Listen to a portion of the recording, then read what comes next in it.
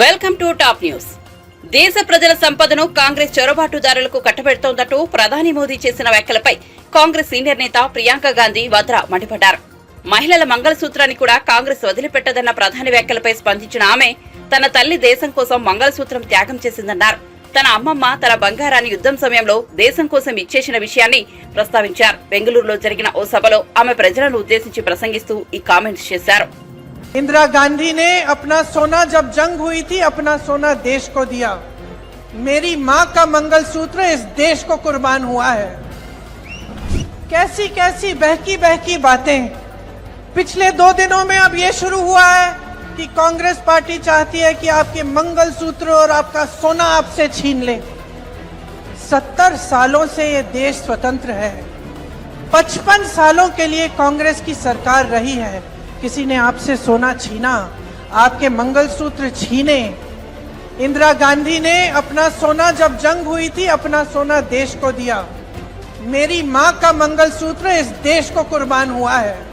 और अगर मोदी जी मंगलसूत्र का महत्व समझते तो वो ऐसी अनैतिक बातें नहीं करते। किसान पर कर्ज चढ़ता है तो उसकी पत्नी अपने मंगलसूत्र को गिरवी रखती है। बच्चों की शादी होती है या दवाई की जरूरत होती है तो महिलाएं अपने गहने गिरवी रखती हैं। ये बात ये लोग नहीं समझते। और इसका प्रमाण ये है कि जब नोटबंदी हुई और महिलाओं की बचत इन्होंने ली, इन्होंने कहा कि बैंकों में पहुंचाओ, तब मोदी जी कहाँ थे? तब मोदी जी क्या कह रहे थे? ले रहे थे आपसे। मणिपुर में एक जवान की बीवी को का वस्त्र हरण करके पूरे देश के सामने चलाया। मोदी जी चुप थे, कुछ नहीं बोले। उसके मंगलसूत्र के बारे में नहीं सोचा उन्होंने। जब देश में उन्होंने कहा कि कल से लॉकडाउन हो जाएगा और सारे मजदूर पूरे देश भर से, बेंगलोर से भी, यूपी, बिहार, अलग अलग जगहों में पैदल निकले क्योंकि इन्होंने ट्रेनें बंद कर दी, बस बंद कर दी। तब जब खाना नहीं मिल रहा था शहरों में, जब कोई चारा नहीं था, तो महिलाओं ने अपने गहने, अपनी बचत गिरवी रखी। तब मोदी जी कहाँ थे? किसान आंदोलन हुआ, 600 किसान शहीद हुए। उनकी विधवाओं के मंगलसूत्र के बारे में सोचा मोदी जी ने? पलक नहीं झपकाई उन्होंने। और आज चुनाव के लिए, वोटों के लिए महिलाओं को ऐसी बातें कर रहे हैं, डरा रहे हैं ताकि डर के वो वोट दें। शर्म आनी चाहिए उनको, शर्म आनी चाहिए।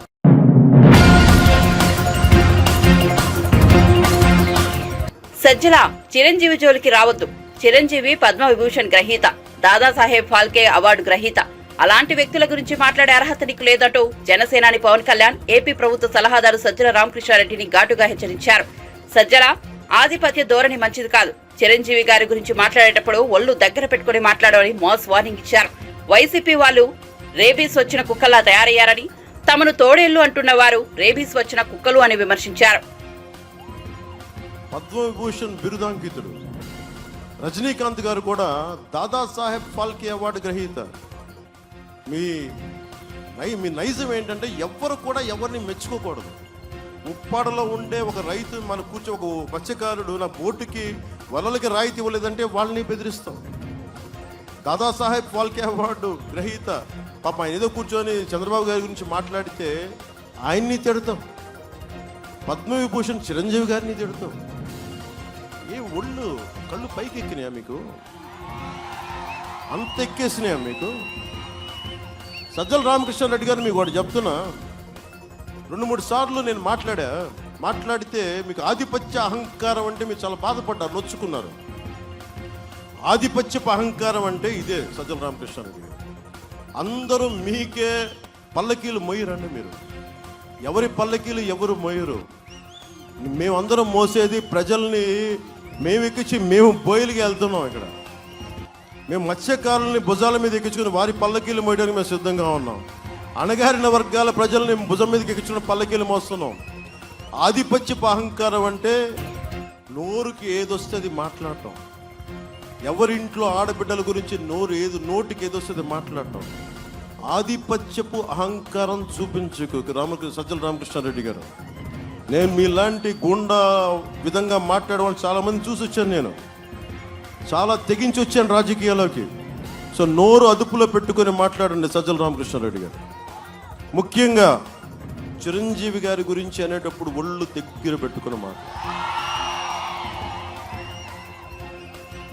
అందరూ కలిసి అంటే ఒకడి మీద వస్తున్నారు, జగన్ మీద ఎంత బలంగా ఉన్నాడో అని తెలుస్తుంది.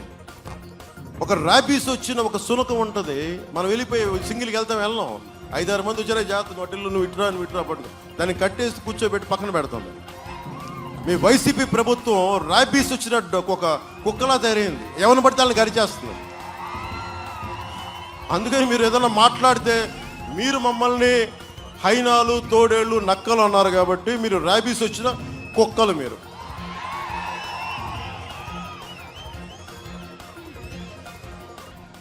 అందుకని మనస్ఫూర్తిగా సజ్జల రామకృష్ణారెడ్డి గారు ముఖ్యంగా అర్థం చేస్తున్న పెద్ద మనసుతోటి కొంచెం మాటలు నియంత్రించుకోండి. అందరికీ ఒకటే మాట చెప్తున్న సోదరులందరికీ, నేను మీ వాడిని అబ్బా, నేను మీ మనిషిని, మీ ఇంట్లో వాడిని. మీకోసం ఒక గొడ్డులో పనిచేస్తాను. నేను విదేశాలకు వెళ్తే ఎంత బలం ఉంటుందో తెలుసు, మీకు ఎంత అభిమానం ఉంటుందో తెలుసు. నేను ఇంతమంది చేత తిట్లు తినక్కర్లా, నా ఇంట్లో నా భార్య నేను అనిపించుకోకర్లా ఒక నీచుడి చేత. ఎందుకు అనిపించుకున్నానంటే ఇంత ప్రేమనిచ్చిన నా జీవితానికి, అరే నేను కూడా ఒక 5,000 రూపాయలు 10,000 రూపాయలతో బతికి ఉండేవాడిని నేను కూడా మా నాన్నగారు లాగా. కానీ భగవంతుడు నాకు ఈ శక్తి ఇచ్చినప్పుడు ఆ శక్తిని తిరిగి సమాజానికి దారిపోయడానికి నేను వచ్చాను ఇక్కడికి. 70,000 కుటుంబాలకి టీఏలు డిఏలు, పోలీస్ కుటుంబాలకి టీఏలు డిఏలు సరెండర్ లీవ్స్ డబ్బులు ఇవ్వాలి. 70,000 కుటుంబాలకి ఉసురు తగలకుండా పోద్దా? అందుకని ఇలాంటి ప్రభుత్వం అందరూ పక్కన పెట్టండి, కూటమి ప్రభుత్వాన్ని ఎన్నుకోండి. జనసేనని మన కాకినాడ పార్లమెంటుకి పిఠాపురం నియోజకవర్గాన్ని రెండింటికి గాజు గ్లాస్ గుర్తు, గాజు గ్లాస్ మీద గుద్దేయండి, కూటమిని గెలిపించండి. పగిలే కొద్ది గ్లాస్ పొదునే కొద్ది వైసీపీ ప్రభుత్వాన్ని మొత్తం తెంపేస్తుంది, గాల్లోకి ఎగిరిపోద్ది వైసీపీ ప్రభుత్వం. మనస్ఫూర్తిగా మీ అందరికీ మేడలపైన మిద్దెలపైన ఇందాక నుంచి వెనకాల నుంచి నిలబడున్న ప్రతి ఒక్కరికి ధన్యవాదాలు తెలుపుకుంటూ, ముఖ్యంగా ఇక్కడున్న తెలుగుదేశం కార్యకర్తలకి, తెలుగు తమ్ముళ్ళకి, అక్కడ మేడలపైన ఉన్న పెద్దలకి, తెలుగుదేశం నా కార్యకర్తలకి, ఇక్కడున్న మా ఆడపడుచులకి, ఈ కిందున్న మా ఆడపడుచులకి, యువతకి, బుర్రా కృష్ణరాజు గారికి, భారతీయ జనతా పార్టీ అధ్యక్షులు, మేడల పైన ఉన్న మీ అందరికీ, ఇక్కడున్న మా అన్నదమ్ములందరికీ, మత్స్యకార సోదరులందరికీ, చేనేత కార్మిక సోదరులందరికీ, మా ఎస్సీ ఎస్టీ సోదరులందరికీ, మా మైనారిటీ సోదరులందరికీ, ప్రతి ఒక్కరికి ధన్యవాదాలు తెలుపుకుంటూ, కానీ ప్రతి వారాహి సభ, ప్రతి ఉమ్మడి సభ నిజంగా దిగ్విజయంగా చేస్తున్నామంటే ఇక్కడున్న వాలంటీర్స్ పాపం నలిగిపోతారు. మీరు అందరూ మీ అందరికీ ఇన్ని నెలలుగా చేస్తారు. మీ అందరికీ నేను ఉప్పాడ ఈ సభ నుంచి మీ అందరికీ చేతులెత్తి నమస్కరిస్తున్నాను, చేతులెత్తి కృతజ్ఞతలు తెలుపుకుంటాను. నాకు ముఖ్య ఇంత విజయవంతమైన నామినేషన్ వేసి నాకు అండగా డ్రీమ్స్ మీవి, స్కీమ్స్ మీ బిడ్డ జగన్వి. ప్రతి కుటుంబం, ప్రతి గ్రామం కలలను నెరవేరుస్తూ విప్లవాత్మక పథకాలు, వ్యవస్థలు తీసుకొచ్చాం. 58 నెలల పాలనలో మీ అందరి కలలను నెరవేర్చిన ప్రజాప్రభుత్వాన్ని మరోసారి ఆశీర్వదించి 175 అసెంబ్లీ స్థానాలు, 25 లోక్సభ స్థానాల్లో ఫ్యాన్ గుర్తుపై 2 బటన్లు నొక్కాలని సీఎం వైఎస్ జగన్ పేర్కొన్నారు. మంగళవారం సాయంత్రం విజయనగరం జిల్లా చెల్లూరు వద్ద నిర్వహించిన బహిరంగ సభలో ఆయన ప్రసంగించారు. జరిగింది మీ డ్రీమ్స్ నెరవేర్చే స్కీముల కోసం, వివిధ పథకాల కోసం జరిగింది. ఒక తల్లి కలలు, మీ పిల్లల కలలు, ఒక రైతు కలలు, నా అక్క చెల్లెమ్మల కలలు, నా అవ్వ తాతల కలలు, ఇలా డ్రీమ్స్ మీవి, కలలు మీవి, స్కీమ్స్ నావిగా, పథకాలు వావిగా ఈ 58 నెలల ప్రయాణం జరిగింది. పేదరికం కారణంగా పిల్లల్ని బడికి పంపలేక పని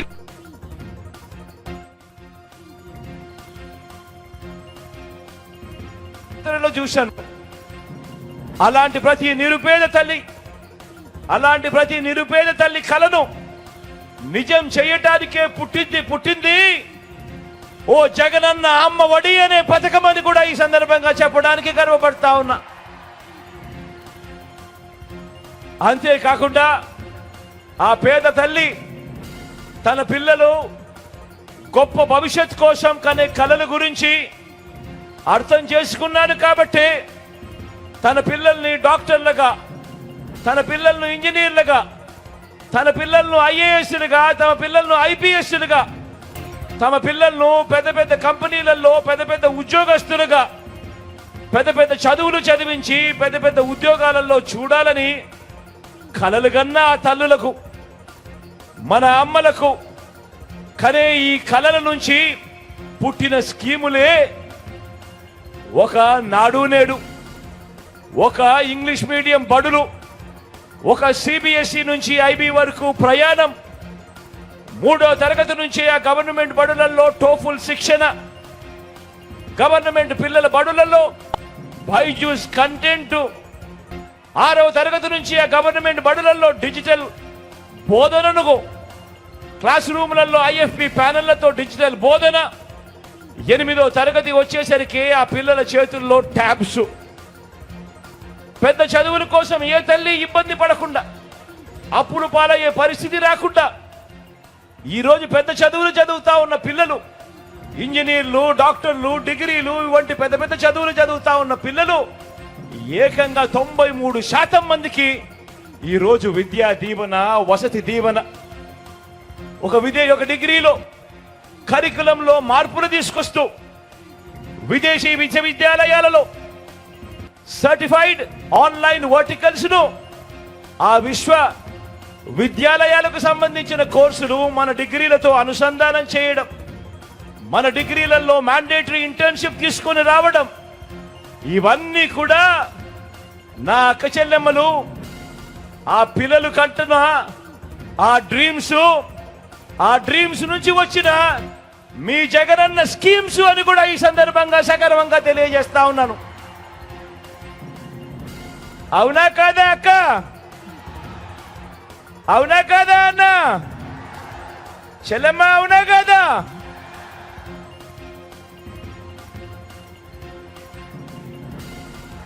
డ్రీమ్ పేదింటి అమ్మది, స్కీమ్ మీ జగన్ది, మీ బిడ్డది. మరి ఈ తల్లులు కలల గురించి, ఈ తల్లుల బాధల గురించి 3 సార్లు ముఖ్యమంత్రి అయినా కూడా 14 ఏళ్ళు సీఎంగా చేశానని చెప్పుకుంటాడు. కానీ చంద్రబాబు నాయుడు గారు అనే వ్యక్తి ఏ రోజైనా, ఒక్క రోజైనా కూడా ఆ పేదింటి తల్లుల గురించి కానీ, ఆ పేదింటి పిల్లల గురించి కానీ, వాళ్ళ కలల గురించి కానీ, వాళ్ళ ఇబ్బందుల గురించి కానీ కనీసం ఏ ఒక్క రోజైనా ఆలోచనైనా చేశాడా అని అడుగుతా ఉన్నాను మిమ్మల్ని అందరినీ కూడా. ఇలా అబ్బా 2 చేతులు పైకి ఇలా ఇలా ఇలా ఇలా ఇలా ఇలా ఇలా ఇలా ఇలా ఇలా ఇలా ఇలా ఇలా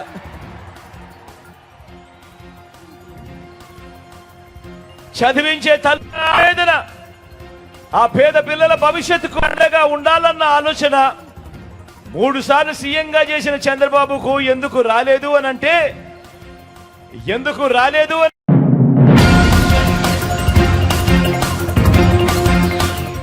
శ్రీకాకుళం జిల్లా ఆముదాల వలసలో నిర్వహించిన టీడీపీ ప్రజాగళం సభకు పార్టీ అధినేత చంద్రబాబు హాజరయ్యారు. ఈ సభలో ఆయన ప్రసంగిస్తూ ప్రజాగళం అని పిలుపునిస్తే జనసముద్రం ఆవిష్కృతమైందని సంతోషం వ్యక్తం చేశారు. ప్రజలు కదం తొక్కుతున్నారని హర్షం వ్యక్తం చేశారు. ఈ సందర్భంగా స్పీకర్ తమ్మినేని సీతారాంపై ఆయన తీవ్రస్థాయిలో దుర్మెత్తారు. ఇక్కడున్న డమా బుస్సు నేత పడైపోయిందని ఎద్దేవా చేశారు. అతని ఆటలు, వేషాలు, డ్రామాలు ఇక 19 రోజులేనని పేర్కొన్నారు. ఇక్కడే కోన రవికుమార్, ఆముదాల వలస బుల్లెట్,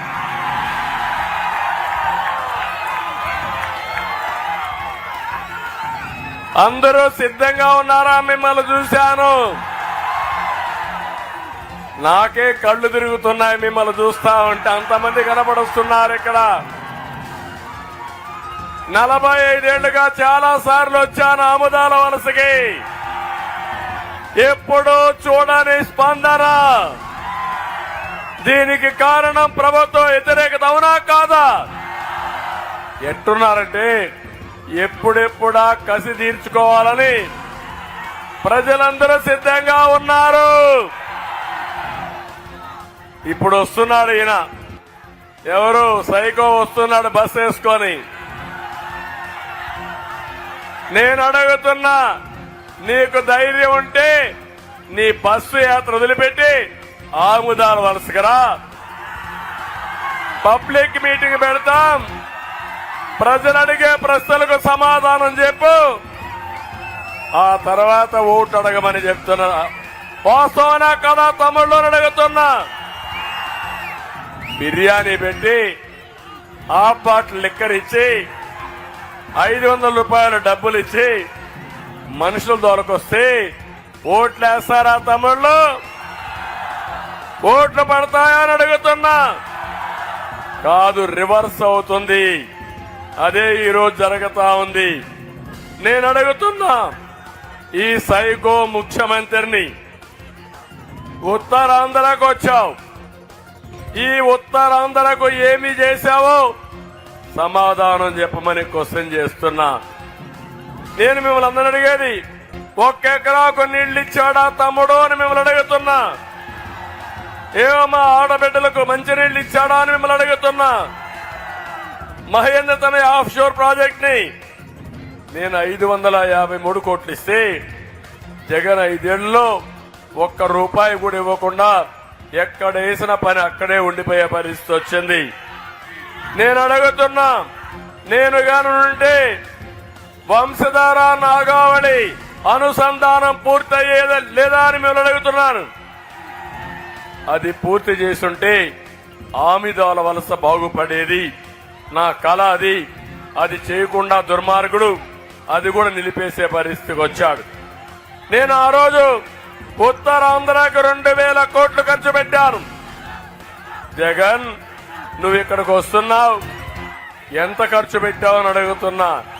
నువ్వు పెట్టింది తమ్ముళ్ళు, మా తమ్ముళ్ళు చాలా హుషారుగా ఉన్నారు. నాకంటే ముందుగా మా తమ్ముళ్ళు నేను ఎప్పుడెప్పుడు సీఎం కావాలన్నా, మాకు ఉద్యోగం ఎప్పుడు వస్తుందా అని మా తమ్ముళ్ళు చూస్తున్నారు. తమ్ముళ్ళు, జాబు రావాలంటే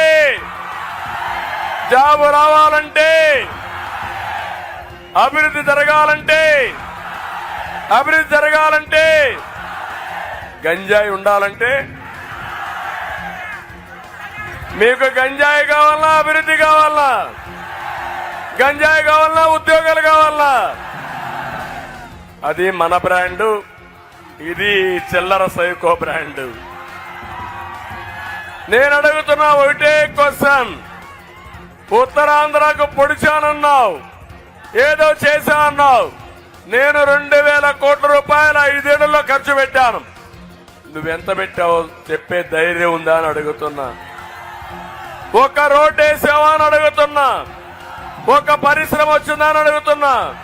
ఒక కాలేజీ పెట్టావని అడుగుతున్నా. నువ్వు చేసింది ఏముంది? ఇంకా బటన్ నొక్కతా అని అంటాడు. బటన్ నొక్కడం కాదు, బటన్ నొక్కితే ఎంత ఇచ్చావు, బటన్ నొక్కి ఎంత బొక్కావో సమాధానం చెప్పమని సవాలు విసురుతున్నా. తమిళలో మీరు ఒక విషయం గుర్తుపెట్టుకోవాలి.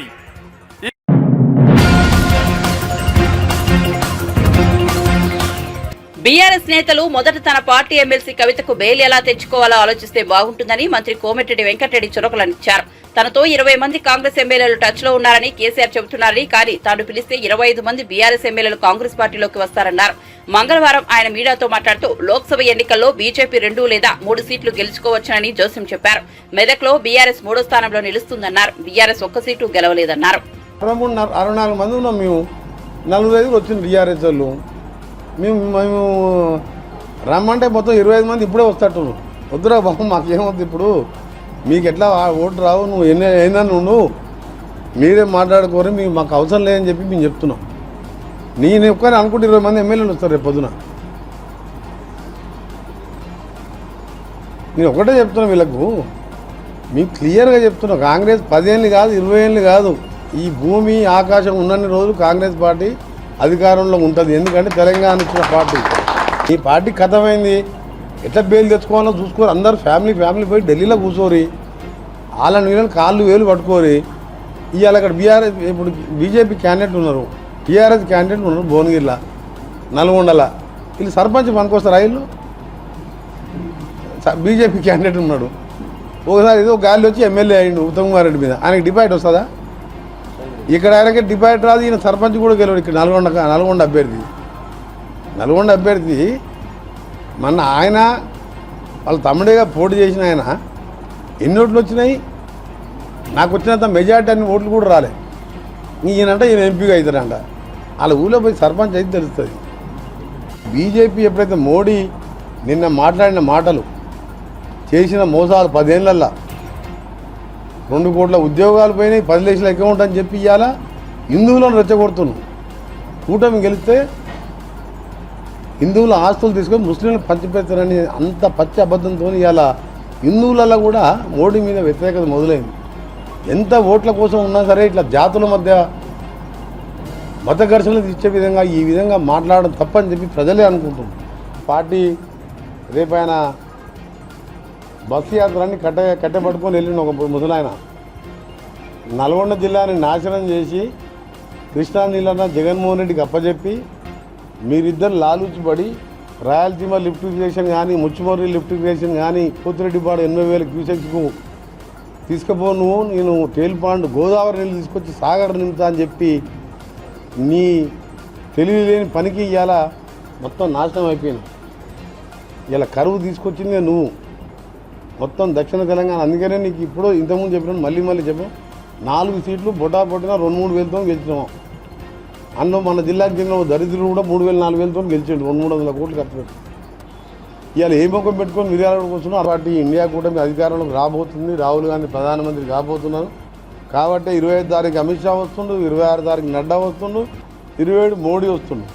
ఎందుకంటే నార్త్ ఇండియాలో మన మొదటి ఫేజ్లో జరిగిన 104 ఎన్నికల్లో మాకున్న ఎగ్జిట్ పోల్ కానీ, మా పార్టీ కానీ, ఇతర సంస్థలు కానీ చెప్పింది ఏంటంటే అలా బీజేపీలో పోయినసారి కంటే సగం సీట్లు తగ్గిపోయినట్టు ఎగ్జిట్ పోల్ ఉంటుంది కదా.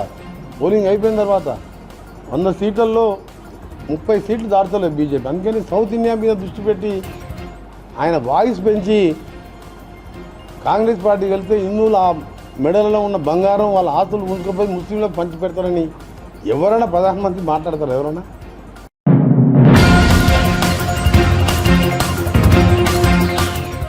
ఐదేళ్లలో ఒక్క జాబ్ క్యాలెండర్ కూడా ఇవ్వలేని జగన్ మళ్లీ ప్రజల్ని మోసం చేయడానికి సిద్ధమంటున్నారని ఏపీపీసీసీ అధ్యక్షులు వైఎస్ షర్మిల ఎద్దేవా చేశారు. ప్రజల అవసరాలు పట్టించుకొని వైఎస్ఆర్సీపీ ఎమ్మెల్యేలకు జనం ఎందుకు ఓట్లు వేయాలని ప్రశ్నించారు. బాపట్ల జిల్లా కర్లపాలెంలో జరిగిన బహిరంగ సభలో ఆమె ప్రసంగించారు.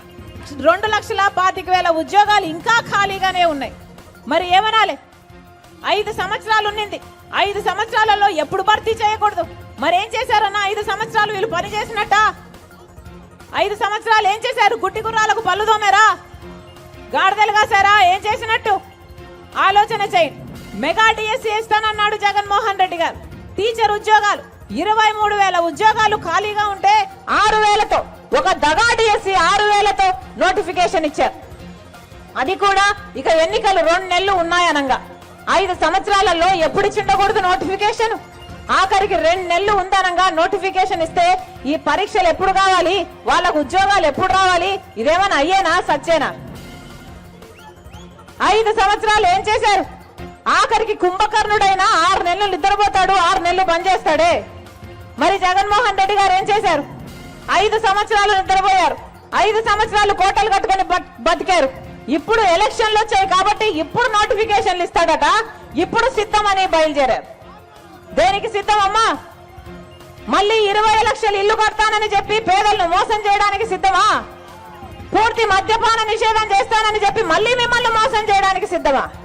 ఏం చెప్పాడమ్మా జగన్మోహన్ రెడ్డి గారు? 5 సంవత్సరాల క్రితం పూర్తి మద్యపాన నిషేధం చేస్తానని చెప్పలేదా? మరి రాజశేఖర రెడ్డి గారి కొడుకే మాట తప్పని మడమ తప్పని రాజశేఖర రెడ్డి గారి కొడుకు అయ్యుండి పూర్తి మద్యపాన నిషేధం చేయకపోతే నేను వచ్చి ఓట్లే అడగనన్నాడు కదా జగన్మోహన్ రెడ్డి గారు. చేశాడా పూర్తి మద్యపాన నిషేధం? అయిందా తల్లి? మేనిఫెస్టోలో పెడుతున్నాను అన్నాడు. మేనిఫెస్టో అంటే నాకు బైబిల్తో సమానము, ఖురాన్తో సమానము, భగవద్గీతతో సమానం అని చెప్పాడు జగన్మోహన్ రెడ్డి గారు. ఈరోజు సర్కారే అంటే జగన్మోహన్ రెడ్డి గారు స్వయంగా తయారు చేసి అమ్ముతున్న మద్యమే అమ్ముతున్నారు ఈరోజు మన రాష్ట్రం. ఏం అమ్ముతున్నారు? భూమట,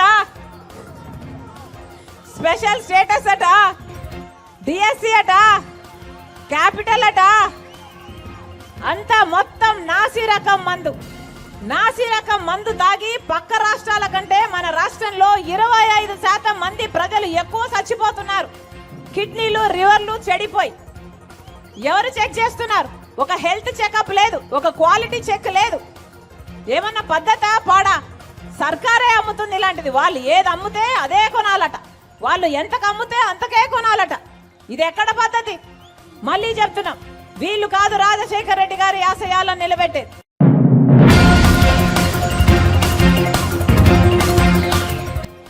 రాష్ట్రంలో మహిళలకు జరుగుతున్న అన్యాయంతో పోల్చితే బొటనవేలు కోసుకున్న బాధ పెద్దది కాదని బాధితురాలు లక్ష్మి ఆవేదన వ్యక్తం చేశారు.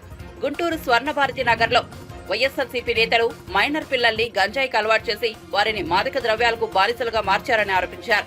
ఒక దళిత బిడ్డ లిల్లీ వెళ్లి బొటనవేలు కోసుకునే దుస్థితి ఎందుకు వచ్చిందో ముఖ్యమంత్రి సమాధానం చెప్పాలని టీడీపీ పొలిట్ బ్యూరో సభ్యులు వరరామయ్య డిమాండ్ చేశారు. రాష్ట్రంలో ఆటవిక పాలన సాగుతోందనడానికి లక్ష్మి ఉదంతమే ఉదాహరణ అని చెప్పారు. స్టేరింగ్ అట్ దీస్ పీపుల్ చేయాలంటే చేయగలరు వాళ్ళు. ఈ అరాచకాన్ని కంట్రోల్ చేయాలంటే పోలీసులు చేయగలరు, కానీ వాళ్ళని చేయనివ్వరు జగన్మోహన్ రెడ్డి గారు, వాళ్ళ పార్టీ నాయకులు. ఏమిటండి, ఒక దళిత వర్గానికి చెందిన మహిళ ఎందుకు బొటనవేలు కోసుకోవాల్సిన పరిస్థితి ఈరోజు రాష్ట్రంలో ఎందుకు వచ్చింది? నేను కడుపు మండి మాట్లాడుతున్నా. నేను నా దళిత బిడ్డకు జరిగిన అన్యాయాన్ని ప్రశ్నిస్తున్నా. Jaganmohan Reddy garu, are you not responsible for this? మీరు కాదా కారకులు? ఎందుకు ఆమె ఢిల్లీ వెళ్ళవలసి వచ్చింది? ఢిల్లీ పురవేతుల్లో ఎందుకు గగ్గోలు పెట్టవలసి వచ్చింది? ఆంధ్రప్రదేశ్ రాష్ట్రంలో శాంతి పద్ధతులు లేవు. ఆంధ్రప్రదేశ్ రాష్ట్రంలో మహిళలకు రక్షణ లేదు. ఆంధ్రప్రదేశ్ రాష్ట్రంలో మా దళిత బిడ్డలందరూ కూడా అన్యాయం అయిపోతున్నారు. గంజాయి తాగి నాశనం అవుతున్నారు, సారా తాగి నాశనం అవుతున్నారు, క్రిమినల్స్గా మారుతున్నారు మా దళిత బిడ్డలని చెప్పి ఆమె ఢిల్లీ వెళ్ళి ఢిల్లీ పురవేదుల్లో ఆ బొటనవేలు నరుక్కున్నదంటే సిగ్గుపడాలి ఈ ప్రభుత్వం. సిగ్గుతో తలదించుకోవాలి ఈ రోజున పెద్దలందరూ కూడా. ఏం మొహం పెట్టుకొని మీరు ఓటు అడుగుతారు?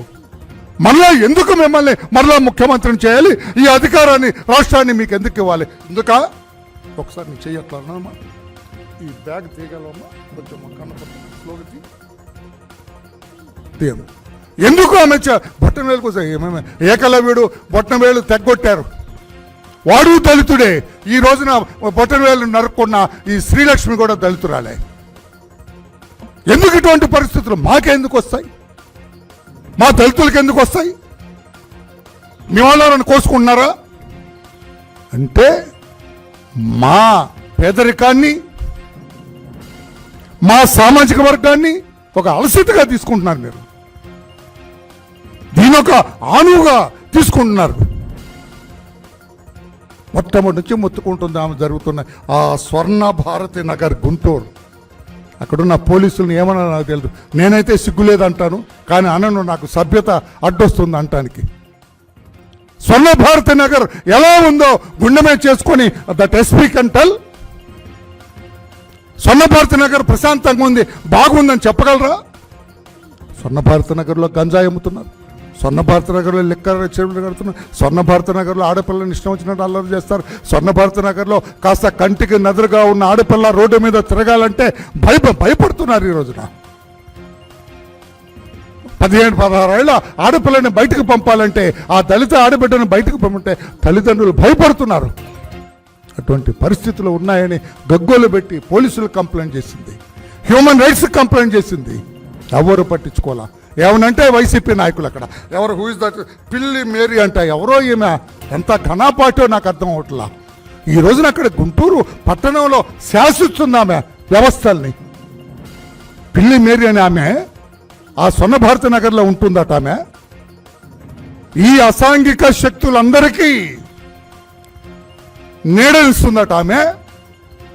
ఆమె కనుసన్నల్లోనే వ్యవస్థలు నడుస్తాయంటే ఎంత సిగ్గుచేటండి, ఎంత దుర్మార్గం అండి. ఏమనంటే మీ అమ్మాయే కదా అంటారు. కులం పెడతారు.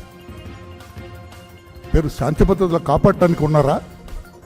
సమాజాన్ని బాగు చేయటానికి ఉన్నారా? మీకు ఒక్క ఛాన్స్ అని రెడ్డి గారు మీకు ఎందుకు ఇచ్చారు ఈ అధికారం? రాష్ట్ర ప్రజలందరూ మా బిడ్డల్ని నాశనం చేయటానికా? మా బిడ్డల్ని గంజాయి తాగమని నేర్పటానికా? మా బిడ్డల్ని సారా మత్తులో ముంచటానికా? మా ఆడపిల్లలు స్వేచ్ఛగా తిరిగే హక్కు లేదా? What is this nonsense? ఎక్కడికి వెళ్ళాలి? నాకు చాలా బాధేసింది ఆమె. ప్లీజ్, ఎందుకు ఆమె చేయి నరుకోవాల్సి వచ్చింది? ఆటవిక సమాజంలో ఉన్నావా, ఆధునిక సమాజంలో ఉన్నాం మనం? ఆటవిక సమాజానికి మారు పేరు 5 ఏళ్ల జగన్మోహన్ రెడ్డి గారి పరిపాలన అంటాను. కాదని చెప్పే ధైర్యం ఎవరికైనా వైసీపీ నాయకులకు ఉందా? మీరు చెప్పగలరా ముఖ్యమంత్రి గారు? ఈ రోజున ఈ కోపూరి శ్రీలక్ష్మి గారు ఢిల్లీ పురవేతల్లో